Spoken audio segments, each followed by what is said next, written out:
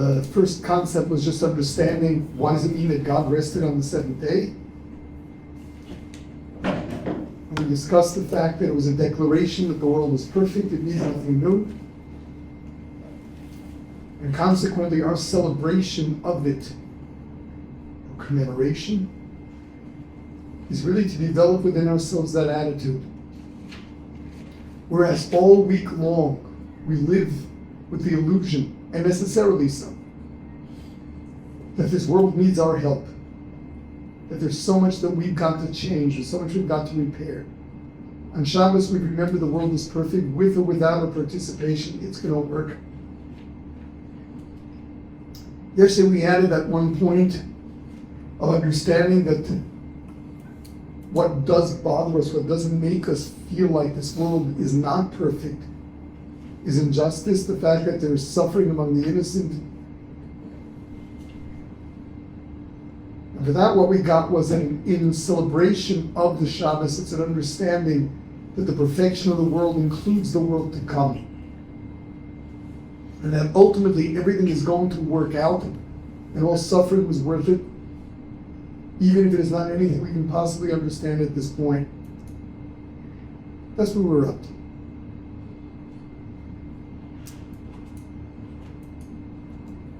I'd like to zoom in a little on the forbidden forms of malacha, of work, on Shabbos. So first, if we needed proof that there was an oral law, it is from Shabbos itself. The fact that the Torah says that one who desecrates the Shabbos, it's punishable by death. There's a death penalty there. And yet the Torah never defined for us what precisely is prohibited. Don't do malacha, work. What's work? How do you define work? So nebulous, so subjective. What do you call work? Get paid? Is that what does it?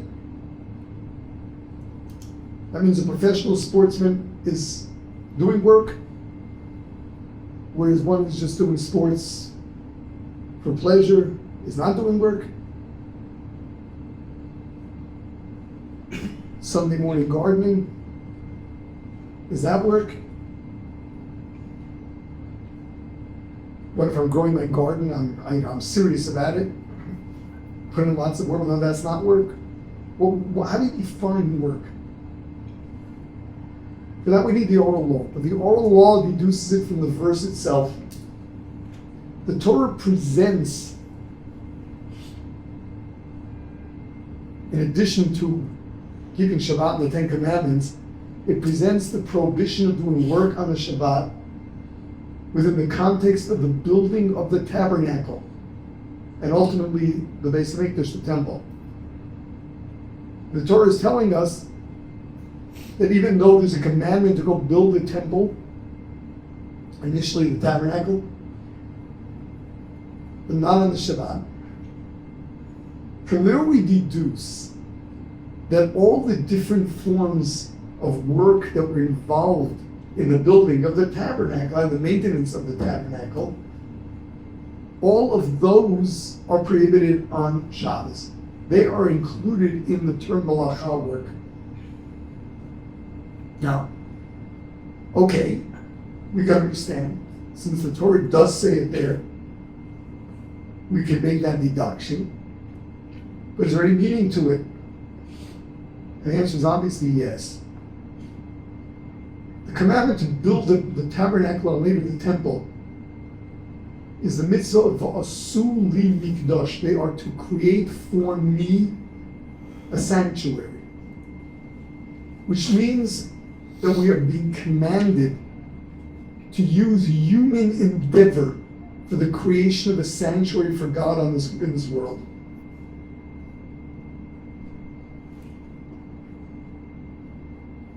It then stands to reason that the Torah is commanding us to use all the different forms of human endeavor to create that, in order that this be a man-made sanctuary.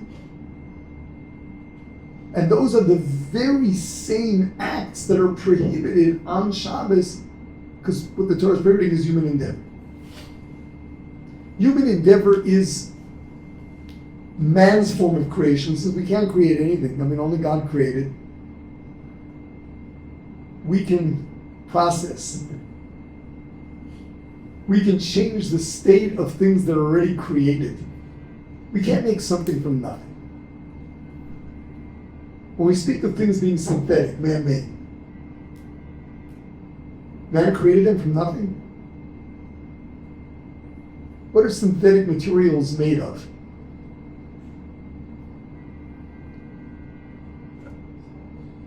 Other materials? Of course.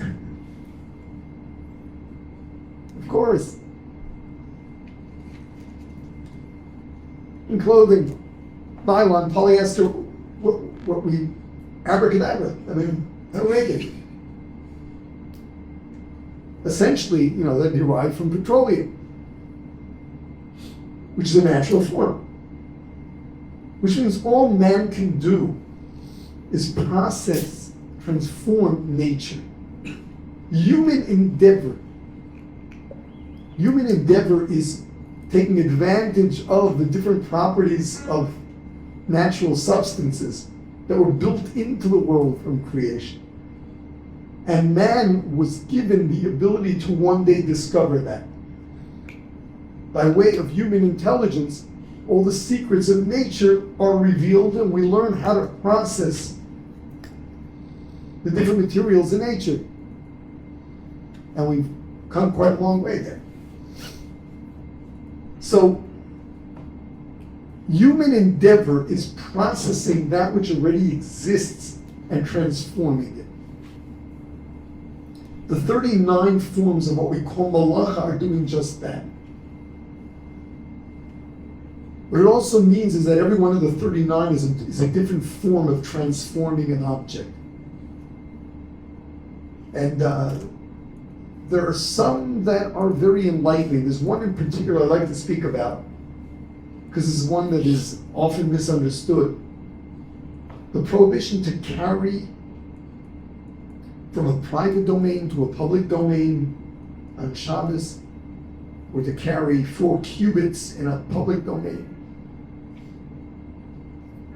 The Torah teaches us that the positioning of an object is part of what defines it.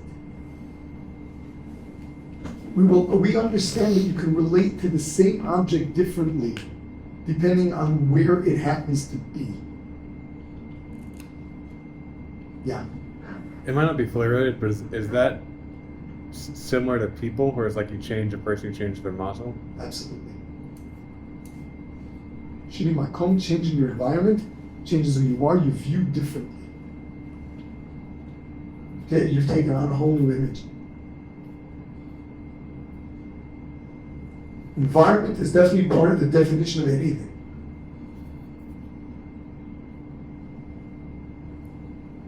Thus, if someone spends the entire day of Shabbos carrying this heavy load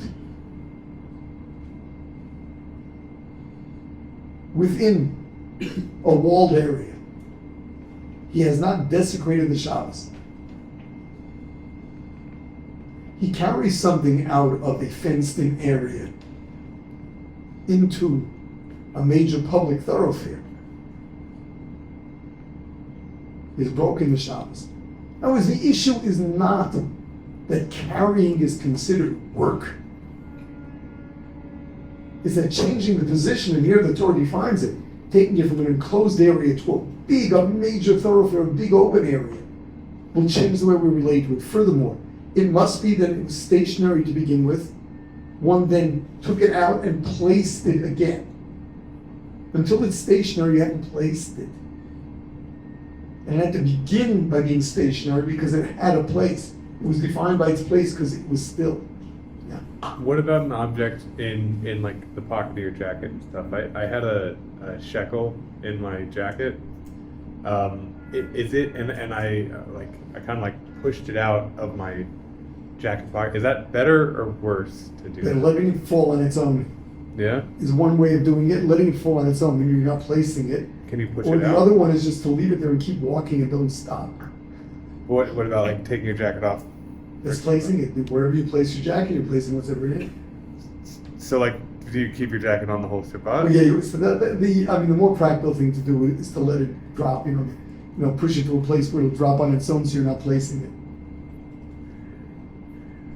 Yeah. Is pushing it in a way that it'll drop, effectively placing it with extra steps? No, because on Shabbos, when we talk about malacha, and once again it's compared to the building of the tabernacle, there the work had to be deliberate and done in a professional way. And this would not be included. In other words, if that's not the way you would have built something for the tabernacle. Yeah. So just two things. One, just clarifying that is the work that we're told not to do on Shabbat, is that stemming from the work that was done in building the tabernacle?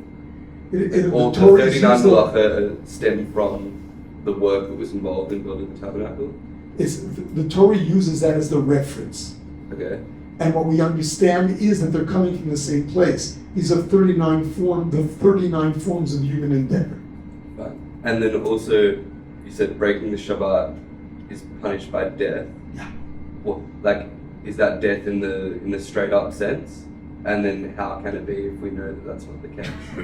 So, in order to be culpable, you have to know what you're doing. You have to know what the punishment is. You have to believe in it, and you have to be warned within 2.5 seconds of doing it that this is punishable by death. What do you mean? Or is it 2 witnesses had to approach and say, if you're going to do this, you will be executed. And then they would go and report to the court that you were warned within 2.5 seconds of doing it, and you said you're doing it anyway. So if that's not the case, you break Shabbat. If that's not the case, you're broken Shabbos, you're just not culpable. Yeah. If the Teshuvah is like Yitzchak, you're able to do Teshuvah at any point, right? I guess if you can do Teshuvah at any point, then how can the deal there is punishable by death? The purpose of carrying out any punishment that is administered by the Beit Din, by the courts, is not really your punishment. Human beings are not in a position to judge just how responsible you are for something. It's much more to make a statement that this is not acceptable. Sure. So the fact that one does tshuva doesn't really change that. By the way, since it is not a punishment and only making a statement, the Sanhedrin was very, very careful. And we are told that if they executed more than one person in 70 years, we refer to them as a murderous Sanhedrin.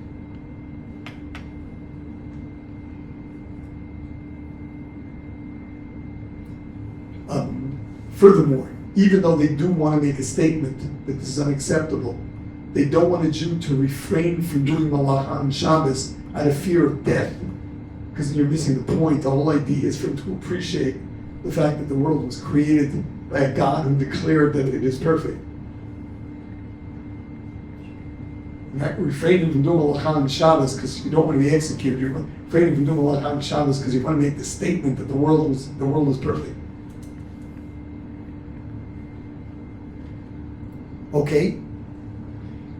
Now we go a little further. Why is it that the building of the temple does not override the prohibition of doing work on Shabbos? Creating a sanctuary for the Almighty, shouldn't that be of the highest order? Isn't it the mirror of he created the a sanctuary for us kind of? But he still rests it doesn't negate the fact that he. Well, he rested in creating our abode, so we have to rest when we create his.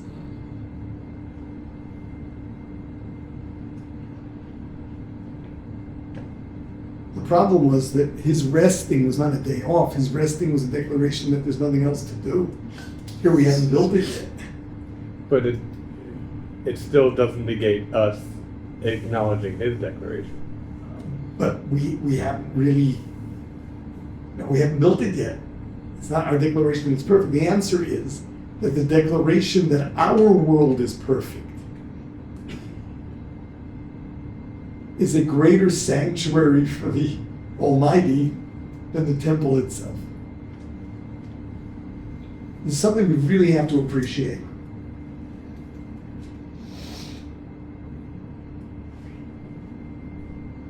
When a Jew puts his whole life on hold for 24 or 25 hours as a way of attesting to the perfection of the world and to the fact that the world was created by a creator who was perfect,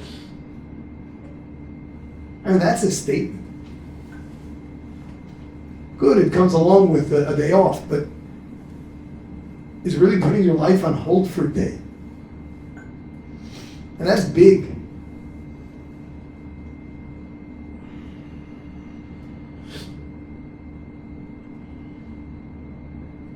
That aspect of commemorating creation makes a statement in this world that is far more loud and clear than some beautiful structure.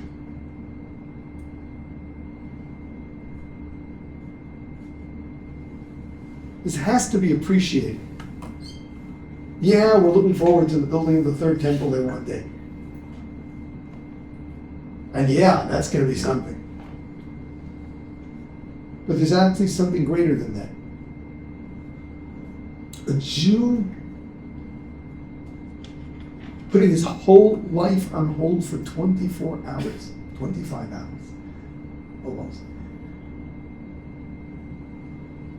Every seventh day. Again, as a statement that the world was created and is perfect. That is wow.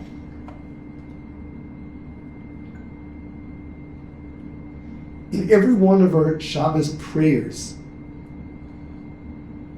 we say, Ritzei v'menuchaseinu, accept our rest. The rest is a service of sorts. We ask for an acceptance.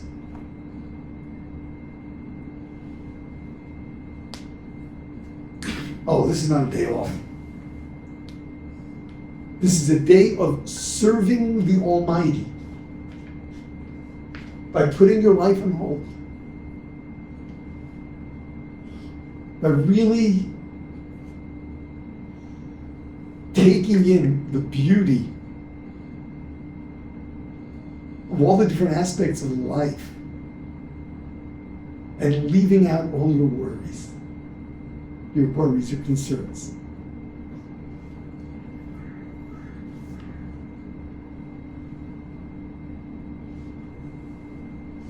That's a service. Again, a service of the magnitude that is greater than the temple itself. The Torah is saying that.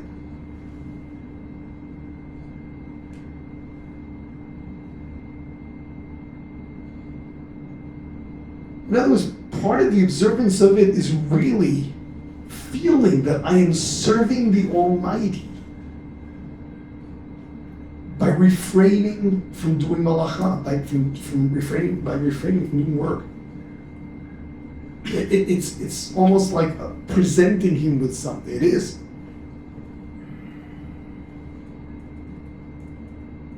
Yeah. Is Shabbat what's the like a lo saseh or a saseh? Both. It's both. Yeah. I thought services in the temple didn't start on Shabbos. The services didn't, but the building of it did. Why are they still performing services if it's a higher level to not perform malacha? There's special, what it says is that there's special services for the Shabbos. But the malacha is still performed. The malacha is still performed, but there's something very special for the Shabbos to serve Hashem. We don't do work. That same Kohen who slaughtered the lambs on Shabbos was not allowed to go home and turn the light on. It's a special service. Yeah. Shabbos is derisa, yeah? Oh, yeah. So, well, how come, like, I guess Christians and Muslims don't do Shabbos? Because the New Testament still says that the Old Testament has, like, They changed the date. By the way, that happened a long time after Christianity evolved, and they moved it to Sunday. They moved it to Sunday. It originally was Paul's doing, but it wasn't accepted for a long time later. I think there was something to Right. Some still are on Saturday. sure, thank you. Initially, they all did. I think there are still some Christians even who do it on Saturday. From the Torah. Thank you. Why not Islam though? Does Islam? They have their own version of the Quran. Is their own version of the Old Testament. Yeah, Christianity follows the Old Testament, whereas Islam rewrote it.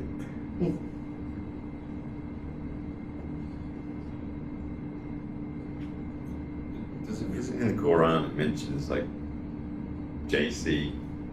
Doesn't it mention Jesus? I have never gone through the whole Quran. I have never gone through all the Quran. I am not an expert in the Quran. Yeah.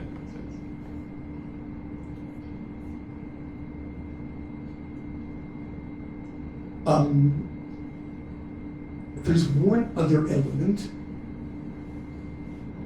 It's got 3 minutes. Let's see if we can get this in here.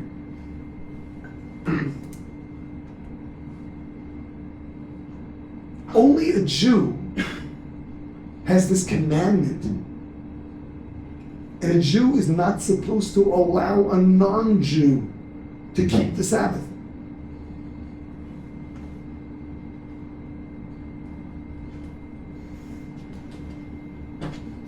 Even if they like, what do you mean not allowed? They're not supposed to. Like if they're doing it on their own volition, you have to like go and step in. Really, you're supposed to, yeah?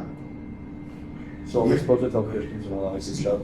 Should we tell Christians who keeps it on the 6th day Let's keep it on the seventh. on the 7th day that they shouldn't? Yeah. Well, but they don't do it really. I mean, they don't do it the way we do, but it's not clear how much of it they've got to do to be able for it to be prohibited. Yeah. Even if they were just to do like a Friday night and that's Shabbat. It's not a Friday night dinner. It's refraining from work. Yeah. And people who are in transition of converting, who aren't fully converted, They always have to break Shabbos with one little thing until they actually convert. Yeah. what's the purpose of that? Because wouldn't it be good for like a non-Jew to say the world is perfect? Yeah.